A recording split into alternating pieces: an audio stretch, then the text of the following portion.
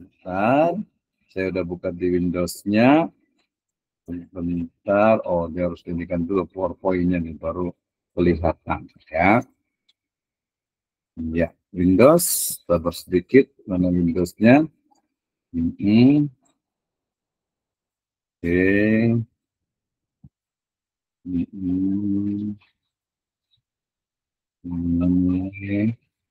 Iya, nah, baru kelihatan. Wait moment, apakah screen saya sudah kelihatan? Sudah, Ustaz. Sudah ya. Oke. Oke, kita mulai. Bismillahirrahmanirrahim. Assalamualaikum warahmatullahi wabarakatuh. Alhamdulillah, wassalatu wassalamu ala rasulillah, amma ba'd. Terima kasih atas kehadirannya Ibu dan Bapak sekalian di mata kuliah Filsafat Umum dan Filsafat Ilmu serta Filsafat Pendidikan Agama Islam. Ini adalah pertemuan yang ke-8. Kita akan membahas sebenarnya secara spesifik, tapi ini juga jadi bahan diskusi kita terkait dengan filsafat pendidikan agama Islam atau filsafat pendidikan Islam. Jadi cabang dari ilmu filsafat atau ilmu filsafat yang membahas secara spesifik tentang pendidikan agama Islam. Berarti mengkaji pendidikan agama Islam dalam pembahasan atau dalam perspektif nilai-nilai dasar yang mungkin tidak bisa dijawab oleh panca indera, ya. Berarti kalau kita bicara tentang filsafat pendidikan Islam, itu adalah disiplin ilmu yang mempelajari landasan filosofis, tujuan, dan prinsip-prinsip dasar pendidikan dalam Islam. Ya, jadi yang disebut dengan filsafat pendidikan Islam itu secara spesifik itu adalah landasannya, ya, landasannya, dasarnya, fundamennya, pondasinya. Yang kedua adalah tujuannya. Apakah sama antara tujuan pendidikan nasional dengan tujuan pendidikan di dalam Islam? Demikian juga prinsip-prinsipnya. Apakah prinsip-prinsip dalam pendidikan umum ya sama dengan prinsip-prinsip dalam pendidikan agama Islam? Ya, sebagai contoh, for example, misalnya terkait dengan punishment ya atau hukuman. Bagaimana sebenarnya hukuman dalam pendidikan agama Islam? Ya, bagaimana hukuman dalam pendidikan ya umum? Ya, ini bagian dari juga prinsipnya, reward and punishment, ya, kemudian juga tadi ya bahasa Arabnya itu ada iqab gitu ya, ada ajar, ya, ada iqab gitu ya. Nah, bagaimana? Ya, demikian juga nilai-nilai yang paling sakral atau nilai-nilai yang paling fundamental dalam pendidikan agama Islam itu adalah adanya nilai-nilai ilahiyah atau nilai-nilai ukhrawi ya atau ukhrawiyah. Baik, filsafat pendidikan Islam. Nah, ketika kita bicara tentang filsafat pendidikan agama Islam, tentu saja yang first sekali, yang awal sekali, ya, kita mesti memahami tentang hakikat atau konsep dari manusia. Kenapa? Ya karena dalam pendidikan agama Islam, yang dididik itu adalah manusia. Yang dididik itu manusia, kemudian yang mendidiknya itu juga adalah manusia, dan juga untuk agar jadinya ya, agar manusia itu juga bisa hidup dengan manusia yang lainnya. Sehingga kita mesti paham tentang manusia itu sendiri. Ya, jadi dalam kajian filsafat pendidikan agama Islam, hal yang penting atau yang dibahas yang utama itu adalah tentang konsep atau hakikat dari manusia itu sendiri. Kenapa? Karena dalam Al-Quran biasanya manusia itu disebut dengan al-insan, ya, disebut juga dengan al-bashar, ya, disebut juga dengan misalnya apa, Ibnu Adam, Bani Adam, gitu ya. Minimal itu ada 3, ada insan, ada bashar, ya, kemudian ada Ibnu Adam atau Bani Adam, ya. Masing-masing memiliki tentu saja konsekuensi dan juga memiliki karakter yang berbeda-beda. Nah, Ibu dan Bapak sekalian, ya, filsafat pendidikan Islam itu memandang bahwasanya manusia itu adalah makhluk yang dimuliakan oleh Allah Subhanahu wa taala, ya, sebagaimana qala Allahu azza wa jalla walaqad karamna bani Adam wa hamalna dan seterusnya, ya. Jadi Allah Subhanahu wa taala karomna, ya, kami Allah Subhanahu wa taala itu telah memuliakan ya dari apa? Bani Adam. Walaqad karamna Bani Adam. Artinya apa? Jelas Allah Subhanahu wa taala telah memuliakan anak Adam, anak cucu Adam, manusia ya dibandingkan dengan makhluk yang lainnya ya, beberapa derajat. Sehingga banyak ya pembahasan tentang apakah kalau manusia lebih mulia dari tumbuhan, jelas. Manusia itu lebih mulia dari hewan, jelas. Manusia lebih mulia dari bangsa jin misalnya, atau bahkan ada pendapat mengatakan manusia itu lebih mulia dari para malaikat misalnya, gitu ya. Nah itu pembahasannya. Tetapi dalam ayat yang lainnya dikatakan inna akramakum indallahi atqakum. Ya kalau jinnya itu dia lebih bertakwa, tentu saja lebih mulia dari manusia. Tetapi kalau manusia yang lebih bertakwa dari jin misalnya gitu ya, maka ya lebih mulia manusianya gitu ya. Berarti konsep dasar tentang manusia dalam filsafat pendidikan Islam itu adalah manusia itu sebagai makhluk yang dimuliakan oleh Allah Subhanahu wa taala. Kenapa? Ya karena manusia memiliki potensi besar untuk berkembang dan mencapai kesempurnaan.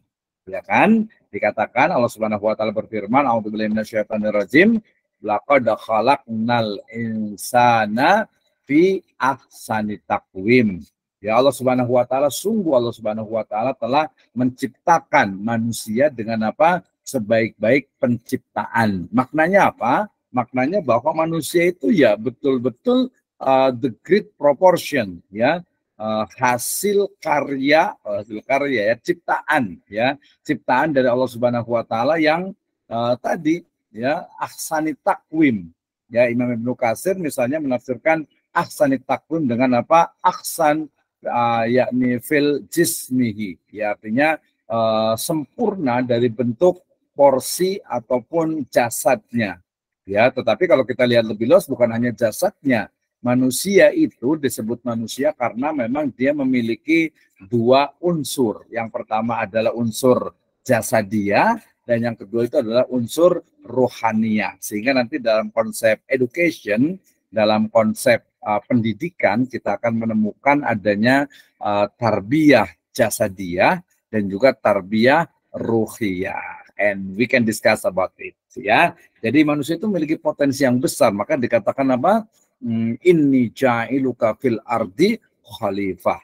Ya, kami ya akan menciptakan di muka bumi itu adalah seorang khalifah. Ya, khalifah itu saya lebih menerjemahkan kepada apa? Kepada penanggung jawab, pengayom gitu ya. Jadi bukan hanya sebagai pemimpin. Kadang-kadang kalau memimpin itu kadang ya kurang adil dengan apa? Dengan yang dipimpin. Sehingga khalifah saya lebih terjemahkan dengan sebagai penanggung jawab, pengayom gitu ya, yang memang bertanggung jawab, mustakhlafina fi ya, yang menjadi penanggung jawab bagi apa yang ada di semesta ini. Nah, berarti tadi salah satu dari bentuk ya kemuliaan manusia itu adalah karena manusia itu adalah makhluk yang terdiri dari unsur rohani dan juga jasmani, ya kan? Ya manusia tanpa rohani ya jadi mayat gitu ya. Manusia tanpa jasmani ya menjadi arwah gitu ya, menjadi ruh saja gitu ya. Nah, sehingga kemudian pendidikan Islam itu bertujuan menyeimbangkan aspek-aspek tersebut, yaitu aspek-aspek jasmani dan rohani, untuk mencapai atau menjadi pribadi yang utuh dan seimbang. Nanti dalam konsepnya misalnya Al-Juwaini juga yang lainnya itu dengan apa istilah insan kamil. Ya, demikian juga Syekh Abdul Qadir Jailani juga menyebutnya dengan istilah apa insan kamil. Jadi manusia yang seutuhnya, kamil, yang sempurna. Nah, seperti apa? Apakah itu adalah manusia ideal? Ya, tentu saja insan kamil adalah manusia ideal, walaupun itu ada sebuah harapan, sebuah cita-cita. Tetapi bukan hanya pribadi yang utuh saja, tetapi dia juga harus seimbang. Seimbang dalam konteks ini sebenarnya bukan dalam arti seimbang dunia akhirat gitu ya. Karena nanti kalau implementasinya atau aksiologinya, biasanya itu dalam kurikulum, itu biasanya ada yang menyebutnya dengan istilah 60 agama, 40 umum, atau kebalikannya 40 misalnya agama, 60 umum gitu. Atau mungkin ada yang agak sedikit majazi ya, 100% agama, 100% umum. Ini dari sisi pembelajaran. Walaupun kita tahu bahwa ya dalam Islam itu tidak ada dikotomi ya, tidak ada dikotomi ilmu pengetahuan, ilmu ya ulum kauniyah dengan ilmu qauliyah. Tadi yang disebut dengan 100% pelajaran agama, 100% pelajaran umum itu adalah sebenarnya majas ya, bukan makna sebenarnya, tapi ada insourcing di mana ketika dia mengajarkan biologi, sejatinya mengajarkan agama juga, ketika mengajarkan bahasa Inggris, ketika mengajarkan fisika, matematika, dan ilmu yang lainnya, sejatinya dia juga sedang belajar agama. Nah, itu ya. Nah, kemudian tadi ada jasmani rohani, kemudian keduanya itu harus dioptimalkan. Ya, jangan sampai nanti kalau dulu ada istilah mens sana in corpore sano gitu misalnya gitu ya, dalam jasad atau dalam diri yang kuat terhadap jasad yang kuat dan sebagainya lah gitu ya. Tapi itu tidak semuanya juga. Kenapa? Karena faktanya ada orang yang mungkin jasadnya itu kurang gitu ya, artinya jasadnya itu dia lemah gitu ya, mungkin dia tunanetra, tunarungu dan lain sebagainya, tetapi ternyata apa? Ruhnya itu kuat. Nah, itu kan ya. Jadi berbeda tuh, nggak semuanya. Ada juga orang yang jasadnya kuat gitu ya, jisimnya itu kuat, tetapi ternyata apa? Ruhnya itu lemah, keimanannya lemah, keyakinannya itu lemah. Nah, ini berarti perlu diseimbangkan antara jasmani dan juga rohaninya. Ini kan satu ini ideal, sehingga kemudian ya bisa aja beda gitu ya, bisa saja nggak sesuai dengan kenyataan. Oke, itu. Selanjutnya ketika bicara tentang konsep sentral, jadi hal yang paling utama dalam filsafat pendidikan Islam itu adalah konsep khalifah. Ya, kalau khalifah dalam hal ini tadi saya sebutkan bukan konteks khalifah dalam kepemimpinan gitu ya, bukan, tetapi lebih kepada manusia sebagai khalifah fil ard atau khalifatullah fil ard gitu ya. Nah itu, jadi walaupun khalifatullah itu bukan juga secara bahasa, nanti ada yang mengatakan khalifatullah fil ard itu berarti wakil Allah di muka bumi. Ya Allah nggak perlu wakil gitu ya, nggak perlu wakil, sehingga kemudian bukan khalifatullah fil ard itu bukan wakil Allah, bukan. Nanti menunjukkan apa misalnya Abu Bakar, Khalifah Abu Bakar menyebut atau menggelari beliau dirinya dengan apa? Diri beliau itu dengan apa? Khalifatul Rasul, pengganti Rasul, dalam hal tentu saja juga kepemimpinan, bukan kenabian ya. Kemudian Umar bin Khattab juga, ini ada siluetnya, itu adalah khalifah min khalifatul Rasul ya. Jadi seorang pengganti dari pengganti Rasul. Jadi konteks khalifah di sini jadi adalah bagaimana manusia itu bertanggung jawab terhadap alam semesta ya. Kenapa? Karena manusia itu diberikan mandat untuk ya'muruna fil ard ya, memakmurkan bumi ya, kemudian menjalankan tugasnya sebagai ibad ya, sebagai abad ya, dan juga sebagai wakil Tuhan di muka bumi. Ini perlu diperbaiki nih, karena di situ terus made with gamma, ini diambil dari gamma, jadi perlu diperbaiki. Ini pentingnya kita ya. Jadi walaupun pakai artificial intelligence, tentu saja kita harus lihat lagi, kita perbaiki lagi. Kalau salah ya kita perbaiki gitu ya. Jadi intinya di slide ini kita bicara tentang bahwa dalam filsafat pendidikan agama Islam itu konsep manusia itu menjadi hal yang sangat penting, menjadi hal yang paling utama bahkan. Kenapa? Karena yang diajar itu adalah manusia, yang mengajarkan itu adalah manusia, dan pengajaran itu adalah untuk maslahatun nas, ya, untuk kemaslahatan manusia. Nah, Mas Samir, kita lanjutkan. Next. Nah, ketika bicara tentang filsafat pendidikan agama Islam juga sebenarnya kita bicara tentang tujuan dari pendidikan Islam.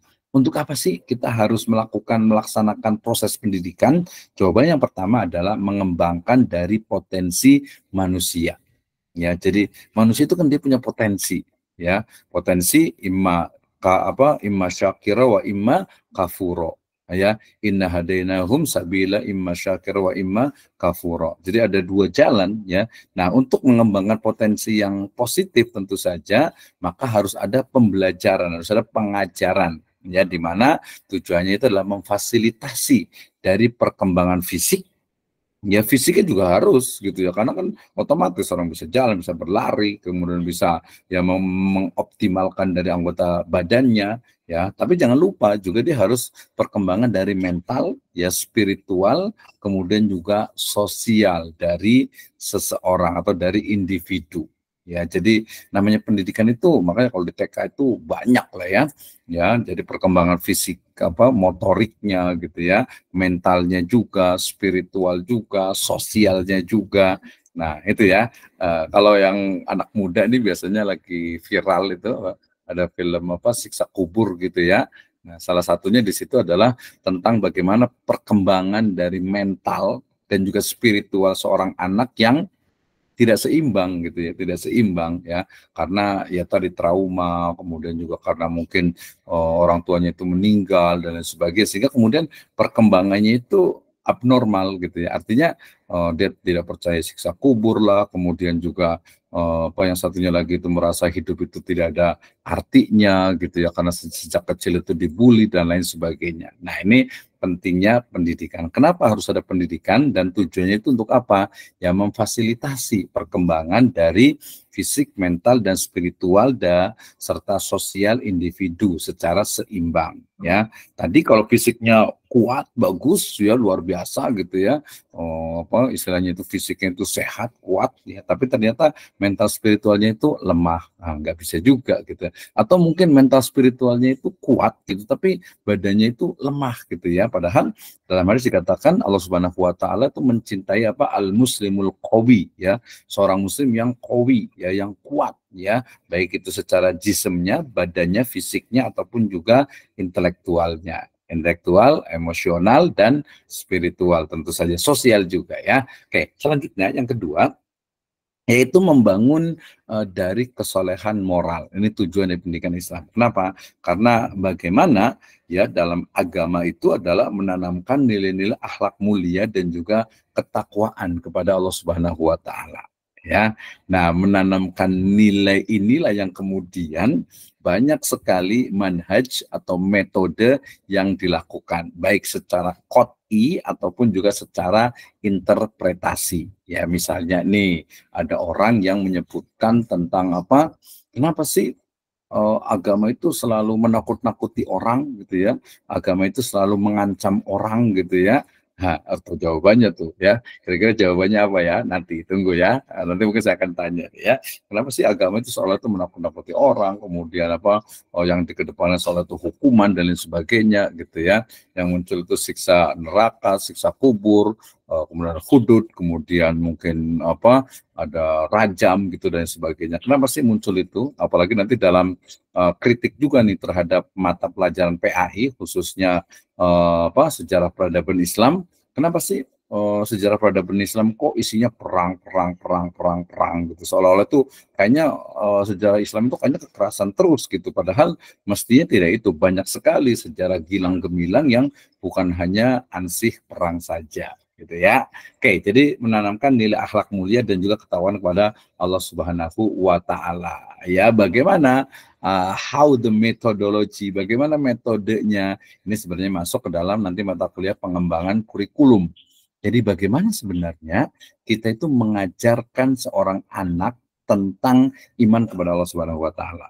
Bagaimana menjelaskan kepada anak tentang keimanan kepada Rasul yang jauh terpaut waktunya. Bagaimana iman dengan malaikat. Bagaimana iman dengan kitab. Bagaimana seseorang itu mau, seorang muslimah misalnya anak perempuan itu pakai hijab. Ya, kemudian bagaimana seorang itu muslim itu dia wajib mendirikan sholat. Yang melaksanakan syariat-syariat yang lainnya. Bagaimana caranya? Ya, Islamic education is the answer gitu ya.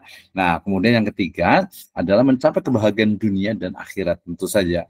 Hayya 'alal falah, ya falah fid dunia wal akhirah. Kenapa? Karena dengan pendidikan itu membimbing manusia untuk meraih kesuksesan di dunia dan juga keselamatan di akhirat ya. Rabbana atina fid dunya hasanah wa fil akhirati hasanah wa qina adzabannar. Jelas sekali ya, hasanah, hasanah, hasanah di dunia wal akhirah. Kemudian yang keempat juga ada menyeimbangkan kehidupan, dalam arti itu ada integrasi spiritual, intelektual, dan praktis dalam mencapai tujuan pendidikan. Nah, ini Ibu dan Bapak sekalian, teman-teman semuanya. Tadi siang saya menghadiri satu promosi doktor, ya kebetulan Bapak Dr. Hasan Bisri, ya beliau sudah promosi, sudah sah gitu ya. Nah, beliau di UNJ gitu ya. Jadi kalau kita kuliah di, mohon maaf nih, misalnya kampus Islam dengan kampus yang umum gitu, itu akan kelihatan berbeda dari sisi etikanya, kemudian juga apalagi keilmuannya, dan juga dari sisi tentu saja spiritualnya. Ya, kalau dalam Islam, tentu saja pendidikan agama Islam kita itu mengintegrasikan bukan hanya intelektual, ya bukan hanya kecerdasan saja, tetapi juga bagaimana spiritual atau agama, belief gitu ya, keyakinan itu juga menjadi dasar dan bahkan menjadi tujuan dalam pendidikan. Ya mungkin kalau kita menyebut sekarang kalau di university itu dengan istilah assembling university atau disebutnya dengan dengan kampus yang menghasilkan hanya pekerja atau kampus yang hanya menghasilkan robot-robot yang siap bekerja gitu ya. Sejatinya bukan hanya itu. Kampus itu adalah mengajarkan, melatih, kemudian menyiapkan seorang manusia untuk mampu ya sebagai problem solver ya dengan metodologi tentu saya tadi yang logis, sistematis, empiris, dan ilahiyah atau islamis tentu saja ya. Jadi ada integrasi nih konteksnya spiritual, intelektual, emosional, dan juga sosial. Gak mungkin seseorang itu mestinya soleh itu secara individu ya akan berdampak kepada soleh kepada sosial. Tapi kadang ada ya seseorang yang dia itu soleh secara personal, secara individual, dia baik masya Allah sholatnya, puasanya, zakatnya, hajinya gitu ya. Tapi ternyata tidak soleh secara sosial. Ya mungkin kurang bisa membawa diri dalam kehidupan bertetangga, bermasyarakat, bernegara gitu ya. Nah, ini kullu bani Adam khotoun tentu saja gitu. Jadi nobody perfect gitu ya. Nah, tapi ini kan kita bicara tujuan, bicara yang ideal. Yang berikutnya, nah ketika bicara tentang kurikulum, ya, jadi kan filsafat pendidikan agama Islam tadi manusianya, kemudian tujuannya, kemudian konten atau objek yang diajarkan. Tentu saja dasarnya itu adalah Al-Quran dan juga sunnah atau hadis. Tetapi kita boleh tambahkan bahwa yang menjadi sumber ya dasar kurikulum itu juga adalah semesta. Kenapa? Karena kita bicara tentang sebuah kebenaran yang tidak saja hanya ada di dalam Al-Quran dan As-Sunnah, tentu saja nanti dalam konteksnya adalah ilmu pengetahuan, karena adanya ya nanti eksperimen, uji coba, ya treatment dan lain sebagainya, yang itu juga menjadi sebuah kebenaran. Ya, Al-Quran dan Sunnah serta fenomena semesta, ulum kauliyah dengan ulum ya kauniyah tentu saja ya. Kemudian dari sisi kurikulum juga tujuan dari kurikulum tadi membentuk manusia muslim yang bertakwa dan berakhlak mulia. Bertakwa berarti dia beriman, iman dan akhlak mulia ya. Nah, ini kadang kalau iman kesannya itu, takwa itu kesannya itu ya keyakinan, kalau akhlak mulia itu terkait dengan apa? Amal. Iman dengan amal gitu ya, iman dengan amal. Ya, ini ya sedikit debatable nggak apa-apa ya, tapi intinya adalah tujuan kurikulumnya itu adalah manusia yang beriman, yang bertakwa ya, dan juga berakhlak mulia. Nah, tentu saja iman dan bertakwa itu ya memang dia juga memiliki tadi kemampuan secara baik itu hard skill ataupun soft skill. Strukturnya, nah ini memadukan ilmu agama dan ilmu umum secara seimbang. Nah, definisi seimbang ini ya sangat interpretatif ya, artinya subjektif. Ya, silakan saja definisi seimbang seperti apa sih? Apakah itu seimbang atau mungkin tadi ya, kalau saya lebih cenderung melihat bahwa ya ilmu agama, ilmu dunia, artinya ketika kita belajar tadi biologi, belajar fisika, belajar matematika, belajar sampai ke misalnya kewarganegaraan, PKN, bahkan ketika olahraga dan sebagainya, itu sejatinya adalah ya bagian dari juga ulum atau pengetahuan agama. Kenapa seseorang itu harus berolahraga, ya berenang, mungkin naik kuda, ya atau mungkin dia panahan. Ya kalau sekarang berarti kalau nggak memanah berarti pistol gitu ya, pakai senapan. Ya kalau dulu pakai kuda berarti sekarang pakai kuda besi gitu ya, pakai motor, pakai mobil, pakai helikopter gitu ya. Nah, jadi banyak gitu. Artinya ya di situ juga adalah memang untuk apa? Ya untuk agar dia mampu untuk beribadah kepada Allah Subhanahu wa taala. Orang sakit kan ibadahnya ya tentu berbeda dengan orang yang sehat. Nah, itu ya. Jadi itu dari sisi struktur kurikulumnya. Dan metodologi pengajaran dalam pendidikan ini sebenarnya nanti masuk ke dalam pembahasan di kurikulum ya, tetapi yang saya maksud dalam filsafat pendidikan agama Islam itu adalah bagaimana sebenarnya mengajar ya, mendeliver satu materi, seorang guru ya mendeliver satu materi kepada, mentransfer lah bahasanya ya, kepada seorang siswa atau kepada siswa, itu mestinya bukan hanya sesuatu yang mungkin diajarkan oleh gurunya lagi. Sehingga ada istilah, jangan pernah Anda mengajar murid-murid Anda seperti Anda diajar oleh guru Anda, gitu ya. Nah ini ya, sebagian besar, sebagian benar ya, nggak semuanya benar, nggak semuanya benar. Artinya apa sebenarnya? Lebih kepada perubahan zaman. Ya, di mana anak-anak sekarang itu berbeda dengan orang zaman dulu. Misalnya tadi ya, sekarang itu ada apa, undang-undang tentang perlindungan anak gitu. Jadi seorang guru itu, saya pernah wawancara dengan satu guru senior ya di Jakarta itu, sekarang Pak istilahnya itu boro-boro untuk nyubit gitu ya, untuk megang saja itu khawatir menjadi sebuah apa, kesalahan gitu ya. Jadi sudah nggak ada lagi hukuman fisik. How about in Islamic education? Itu kita bisa diskusi nanti lah ya. Kita bisa bahas sama-sama gitu. Jadi bagaimana nih hukuman apa, punishment ya, cop gitu ya, kan masih ada juga gitu ya. Oke. Jadi metodologinya nanti jangan sampai tadi misalnya seorang guru, seorang ustadz datang ke kelas kemudian, Assalamualaikum warahmatullahi wabarakatuh. Anak-anak, hari ini kita akan belajar tentang tata cara wudhu. Ya silahkan buka LKS-nya, kemudian ada gambarnya, lihat, pelajari. Bapak mau merokok dulu, enggak ya?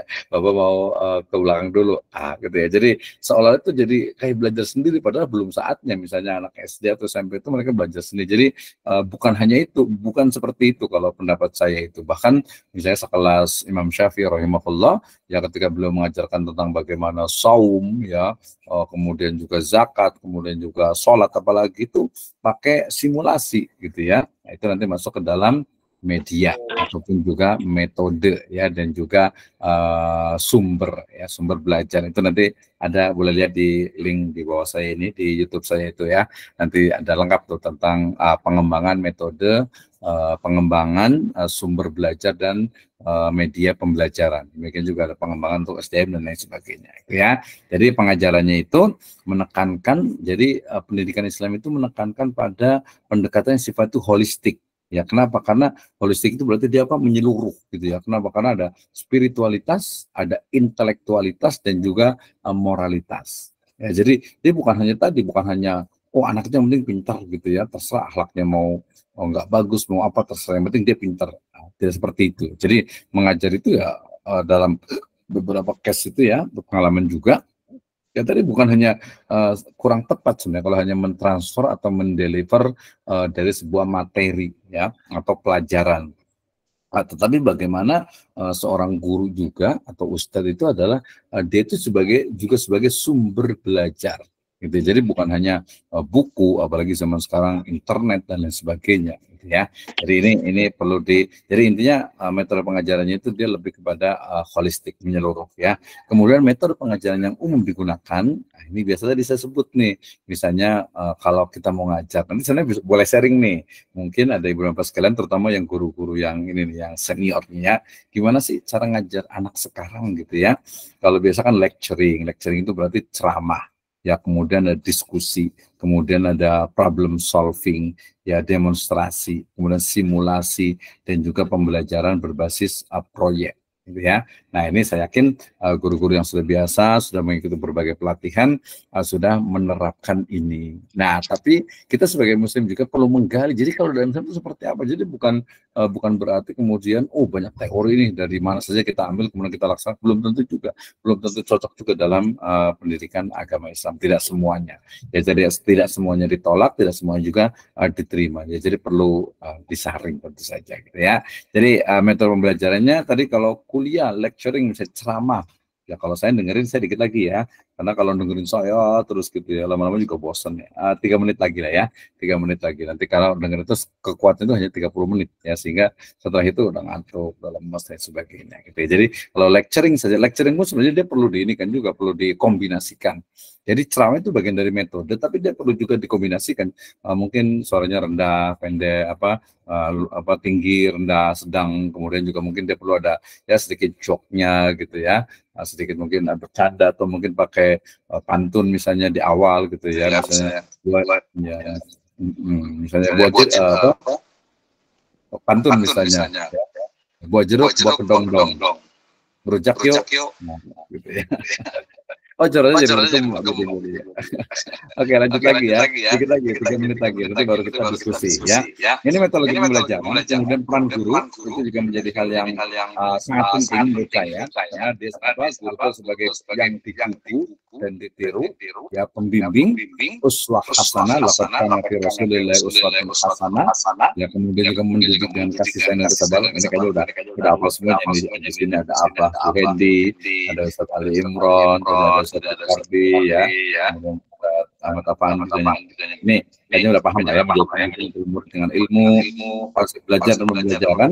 Ini juga nanti kajian tentang apa? Filsafat pendidikan agama Islam. Jadi proses transformasi ya untuk mendekatkan diri kepada Allah Subhanahu wa taala ya. Kemudian juga tadi mengembangkan potensi dan juga karakter Islami ya.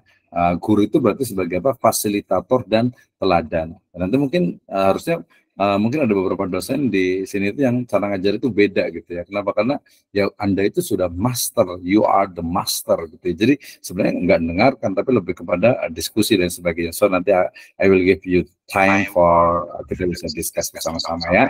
Nilai pendidikan agama Islam ini sebenarnya lebih kepada aksiologi dari filsafat pendidikan Islam, spiritualitas tentu saja, kemudian integritas, kemudian living together, kebersamaan, kemudian juga science atau ilmu pengetahuan. Walaupun kalau ilmu pengetahuan kita bicara tentang science, actually ada best dari positivism. Tapi nggak apa-apa lah, kita bahas ilmu pengetahuan. Ya. Kemudian tantangan dan isu kontemporer ini yang paling banyak. Ya mulai dari globalisasi, sekularisasi, modernisasi, termasuk juga radikalisme. Ya, budaya global yang sekarang itu bukan bersaing ya, artinya ya bertabrakan dengan Islam ya. Ada misalnya apa tuh ya, K-pop gitu ya, drama Korea gitu ya, lagu-lagu Korea, belum lagi USA-nya ya, mungkin juga Cina-nya juga, pokoknya global lah gitu ya, budaya global yang belum tentu sesuai dengan Islam. Kemudian ada juga yang sekularisasi, yang memisahkan antara agama dengan politik, dengan ekonomi, dengan sosial, dengan budaya. Jadi seolah itu ya udah agama itu ya di pesantren, agama itu di masjid, agama itu ya di majelis taklim, madrasah gitu ya. Ya padahal tidak, agama itu ada di pasar, ada di kantor, ada di pusat pemerintahan, ada di jalan raya. Ya kenapa? Karena agama itu adalah way of life. Ya, modernisasi ya, orang kadang sering terjebak pada modernisasi. Nanti dalam filsafat itu sebenarnya ada filsafat modernisme ya, di mana modernisme itu adalah sebenarnya nih, kalau kita tentang modernisme itu adalah paham atau ideologi yang menihilkan adanya segala sesuatu yang tidak bisa dicerna oleh panca indera. Itu adalah modernisme. Tapi kemudian ya jadikan di masyarakat modern. Modern itu seolah-olah itu lawan tradisionalis. Tradisional itu terbelakang, modern itu maju. Tidak juga gitu ya. Karena yang tradisional bisa jadi itu adalah modern. Ya, tapi bukan modern dari secara ideologi gitu ya. Tapi modern itu dalam konteks lebih muasir, ya lebih kontemporer, lebih terkini kebaruannya. Ya, radikalisme juga jangan lupa sekarang masih ada ya, beberapa baik itu yang di-create ya, ataupun juga memang muncul dari pemahaman-pemahaman yang tidak sesuai dengan din ataupun agama yang menjadi pemahaman para ulama. Ya. Jadi filsafat pendidikan agama Islam itu menghadapi tantangan kontemporer, globalisasi, sekularisasi, modernisme, dan radikalisme. Ya, jadi nilai Islam itu harus dipertahankan di tengah arus perubahan zaman. Ya, sementara pendidikan harus mampu menyesuaikan diri dan menanamkan pemahaman Islam yang wasatiyah ya dan juga tasamuh. Nah, ini pentingnya. Nah, kesimpulannya ya ketika bicara tentang filsafat pendidikan Islam berarti filsafat pendidikan Islam adalah menekankan pembentukan manusia yang seimbang, intelektual, spiritual dan moral, tujuannya mencapai kebahagiaan di dunia dan akhirat. Ya, tentu saja berlandaskan Islam, implikasinya dengan merancang kurikulum, metodologi, peran guru, ya, kemudian juga tujuan pendidikan Islam itu sendiri. Tantangannya ya menyeimbangkan tradisi Islam dengan tuntutan zaman modern untuk menghasilkan lulusan yang unggul, muhafadzatu alal qadim wal jadidul aslah gitu ya. Jadi kita memelihara, melestarikan ya tradisi budaya masa lalu yang baik ya, dan juga melaksanakan ide-ide gagasan yang baru yang juga lebih maslahat. Ya, saya kemarin sempat ke mana, ke Cipta Gelar sana, Cipta Rasa sih, Kesepuhan itu, ya. Kebetulan saya suka sejarah, saya suka kebetulan antropologi juga, etnografi gitu ya. Jadi ya banyaklah hal-hal yang kita bisa ambil, walaupun ada beberapa juga yang misalnya ya untuk mereka mungkin cocok gitu ya, tapi kalau untuk kita ya udah nggak zaman gitu. Misalnya di Cipta Rasa sana, di Cipta Gelar juga itu mereka nggak boleh masak apa ya, masak beras ya, masak nasi gitu ya, masak nasi, masak beras lah ya. Masak beras itu nggak boleh pakai magic comb gitu ya, karena beras itu selain juga nggak boleh dijual belikan, ya nggak boleh kena mesin juga, makanya ditumbuk gitu ya, nggak boleh juga dimasukkan ke magic comb. Nah, nggak boleh masak dengan magic comb atau pakai magic jar gitu ya. Ya itu kepercayaan mereka lah ya. Kita harus hormati juga. Tapi dalam konteks kita ngobrol ya, kayaknya sekarang hampir semua ibu-ibu masaknya pakai magic jar deh ya, pakai magic comb gitu ya. Ya magic comb tuh jadi salah gitu ya. Jadi jarang tuh ibu masak pakai, zaman dulu tuh pakai apa? Kastrol gitu ya, atau mungkin pakai seeng gitu ya, kayaknya udah nggak ada tuh ya orangnya. Masak rata-rata pakai magic comb atau magic jar atau penanak nasi modern lah gitu. Masak air juga sekarang udah pakai ini, gampang gitu. Semuanya rata-rata sudah pakai mesin, kata seperti itu ya. Tapi banyak juga yang lainnya yang kita bisa ambil hikmah-hikmahnya. Di situ sebenarnya ya tradisi tadi, kembalikan kita kembali kepada tradisi yang baik, yang itu tidak bertentangan dengan nilai-nilai Islam, ya kita tetap lestarikan ya. Kemudian yang baru yang itu membawa kepada kebajikan, kemaslahatan yang banyak, ya kita ambil juga gitu ya. Misalnya ya ternyata di sana di Cipta Gelar itu dengan Cipta Rasa itu Cicarucut, Cisungsang, Sinar Resmi, ya Cipta Rasa gitu ya. Mereka ternyata ada internet gitu ya, kemudian juga abahnya juga menyebutkan dia udah pakai TikTok, pakai real video. Untuk apa? Untuk menyampaikan bahwa mereka itu eksis, mereka ada gitu. Ini berbeda dengan Baduy yang nggak mau pakai listrik, nggak mau pakai alat modern, HP juga nggak boleh, dilarang, walaupun faktanya banyak banget yang punya HP, bahkan ada yang udah jadi artis Baduy yang eksis di sosial media. Ya kalau yang ini tadi dia tidak sangat terbuka sekali dalam hal teknologi, termasuk punya Ciga TV ya, Cipta Gelar TV gitu ya. Sekarang jadi Gelar Bumi namanya, kampungnya itu udah pindah lagi ya, jadi Gelar. Jadi ngomongin itu kayak ya kemarin itu ada ekspedisi Trah Pakuan Pajajaran soalnya itu ya. Baik, itu tadi jangan lupa lihat di sini di bagian bawah itu ada Made with Gamma. Jadi slide ini itu saya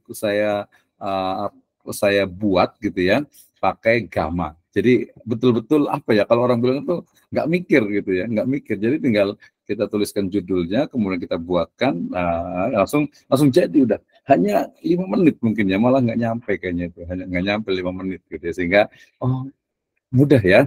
Jadi artificial intelligence ataupun juga teknologi itu memudahkan kita. Termasuk ya kita belajar di sini nih. Kalau ke Sukabumi kemarin saya pulang sampai hampir jam berapa itu ya? 12 malam kali gitu ya. Karena macet gitu ya, jalan tol ambles lagi ke Sukabumi gitu ya, Abah ya. Karena nih Abah Suhendinya nih, mudah-mudahan nanti segera sampai lah jalan tolnya. Ganti mata. Ada ganti HP-nya Pak, ini yang ini. Oh iya, tenang aja, percaya lah. Ya, oke, terima kasih. Itu materi dari saya terkait dengan filsafat pendidikan agama Islam. Ya, kemudian kita masuk ke sesi 3, tanya jawab. Kita masih ada waktu sekitar 30 menit ya. 30 menit, kalau lebih boleh, tapi insya Allah azan kita selesai insya Allah ya. Nah, sambil kalau mau ada yang bertanya, diskusi ya, ini kan banyak nih ya, saya berikan waktunya. Sambil nanti langsung raise hand ya kalau ada pertanyaan atau diskusi. Tadi kan udah saya tanya-tanya kalian nih. Saya juga mau ditanya gitu ya. Nanti sebelum ditanya tadi, man buka. Rob ya Allah, insya Allah. Gitu ya. Oke, silakan nanti raise hand kalau ada pertanyaan, ada mungkin belum paham, atau mungkin juga ada beda pendapat, ya punya pendapat yang berbeda. Kita sangat open mindset gitu ya. Kita sangat terbuka. Ada Pak Suhendi, terima kasih ya. Ada Ustadz Ali Imron, Ustadz Ahmad Afandi juga, dan Ustadz Zainuddin juga tadi. Wah, kayaknya Pak Suhendi mau komentar dulu nih. Wah, udah rapi nih, udah bagi-bagi, udah seger sore-sore nih. Silakan, Abah. Nanya yang tadi Pak mengenai ikob itu di sekolah kan sekarang disentuh aja nggak boleh gitu. Itu bagaimana korelasinya dengan yang dicontohkan oleh Rasulullah itu kan diperintahkan untuk dipukul anak 10 tahun kalau tidak mau sholat, walaupun teknisnya tidak dipukul pakai halu ya enggak gitu, atau pakai Iya, cuman artinya ada penerapan sanksi gitu. Sementara kalau di sekarang itu seolah-olah sanksi itu tidak ada gitu. Gimana itu Pak penerapan dalam pendidikan filsafat pendidikan Islam sekarang Pak? Oke, baik, terima kasih. Jadi penerapannya atau aksiologi ya dari punishment in Islamic perspective. Oke, sebelum saya jawab, saya mau ini dulu yang jadi guru nih. Siapa nih yang jadi guru nih? Siapa Pak Ustadz Sendi nih? Boleh tunjuk nih. Yang guru senior siapa nih? Baik ibu-ibu ataupun bapak-bapak nih. Kita tunjuklah, soalnya kalau nggak ditunjuk suka nggak mau jawab nih. Pak Usman Pak. Pak Usman ya. Mana Ustadz Usmannya nih? Oh, ada. Pak Usman on, boleh? Kira-kira gimana nih pendapatnya nih tentang iqab dalam Islam nih ya. Rasul SAW sendiri kan dalam riwayat itu jelas sekali ya, fadribuh gitu ya. Pak Usman, ada dua Usman, ada Usman Sirajuddin ini. Berarti Ustadz Usman Sirajuddin pakai ikat ya. Jadi yang pakai ikat itu pakai suling, terus pakai panah itu, dia pakai kuda itu. Oh, Masya Allah. Saya belum mengajar, Ustaz. Tapi kan minimal mengajar diri sendiri gitu ya, mengajarkan diri sendiri gitu kayaknya. Kan mengajarkan keluarga juga, mengajarkan keluarga coba. Ada dua sebenarnya nih, mengajarkan diri sendiri dengan mengajarkan keluarga. Nggak apa-apa kalau belum jadi guru gitu. Kira-kira pernah nggak sih kita menghukum diri kita sendiri gitu ya, menghukum diri kita sendiri dan juga memberikan hadiah untuk diri kita sendiri. Ini katanya dalam ilmu psikologi juga penting nih. Misalnya saya pernah bilang, oke, hari ini kita puasa ya, atau hari ini mungkin kita prihatin dulu nih, nanti insya Allah besok happy-happy gitu, bisa ngasih reward untuk diri kita sendiri, me time katanya gitu. Silakan Ustaz Usman. Kalau menghukum diri sendiri ya sering Pak. Masya Allah. Gimana tuh cara menghukum diri sendiri tuh? Ya kalau dulu dengan prihatin. Oh, prihatin ya. Kalau prihatin sih kayaknya bukan menghukum sih, kita maka butuh merenang. Enggak. Mohon maaf. Kita langsung kayaknya aja fokus jangan ini ke keluarga, ke anak gitu, istri atau anak gitu. Kira-kira gimana nih tentang ya tadi fisik ya, hukuman fisik atau apa, pernah nggak atau seperti apa pendapatnya? Silakan. Pernah menghukum fisik, pernah karena pelanggarannya udah kelewat. Itu sebagai bentuk pengajaran aja sebetulnya, Ustaz. Agar tidak mengulangi lagi. Jadi kira-kira setuju nggak kalau dalam Islam itu hukuman fisik mungkin ada batasannya, seperti apa sebenarnya? Ya, kalau penghukuman fisik saya setuju. Ya, yang penting tadi batasannya itu yang tidak melukai, yang sifatnya itu jangka waktu panjang gitu. Jadi kalau gregetan gitu kan, kadang anak itu susah dibilangin nih gregetan gitu ya, kita cubit gitu ya. Jadi ini ya sebenarnya kalau kaitan dengan tadi, kalau dikaitkan dengan PMA misalnya tentang perlindungan anak misalnya, gimana? Yang sekarang ini di sekolah nih kira-kira? Ada gimana ya? Komisi Perlindungan Anak gitu, KPA. Wah, belum paham, Nat. Atau kalau nggak biarin aja lah, biarin aja mereka ada urusan, yang penting kita sendiri aja gitu ya, nggak usah lihat inilah. Ya, apalagi kalau anak sendiri gitu kan ya, anak sendiri atau mungkin di sekolah sendiri ya. Oke, ada yang lainnya Pak Usman mau disampaikan lagi? Sementara ini itu Ustaz. Ya, terima kasih Ustaz Usman Sirajuddin. Yang lainnya kita mau tanya ke siapa nih? Yang ibu-ibu gantian nih. Saya mau tanya, ada Ibu Memes Selyani, ada Ibu Lina Mariana, ada Ibu Sri Rahmawati, ada juga Ibu Yeni Suryani, ada Ibu Fitri, Ibu Neneng Mulyati, dan Ibu Ria April Lestari. Silakan. Yang ini nggak kebaca nih yang di bawahnya ya. Silakan, saya mau komentar nih. Gimana tentang hukuman nih? Biasa kalau ibu-ibu kan agak nggak tegaan gitu ya. Nggak tegaan, kira-kira gimana nih ke anak, atau malah paling sering nyubit nih, paling sering ini nih anak-anaknya nih. Silakan, ada yang mau komentar ibu-ibu yang tadi yang saya sebutkan nih, silakan. Ada? Ayo, speak up. Hujan-hujan gini kan lumayan nih. Silakan, siapa tuh yang ustadz-ustadznya juga boleh. Nah, Ustadz Jainuddin, Ustadz Ahmad Rikordi juga nih. Ya, dengan Ustadz Usman juga, ya Ustadz Zainul Iksan, Lahan, Ustadz siapa tadi, Hudeva, ya. Coba kita pengen dengar tadi siapa? Ustadz Ahmad Hudeva, silakan. Ada on, boleh.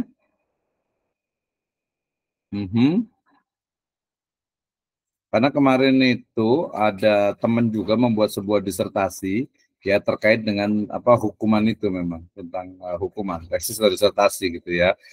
Jadi sebenarnya membandingkan antara punishment atau iqab, hukuman dalam Islam ya untuk anak ya terutama itu dengan HAM, dengan hak asasi manusia, khususnya hak pelindungan anak ya, Komisi Pelindungan Anak. Jadi kajian beliau itu terkait dengan dengan kata-kata doroba, yadribu, dorban, itu nggak ada penafsiran lain gitu ya, nggak ada penafsiran lain selain ya memang bentuknya itu fisik.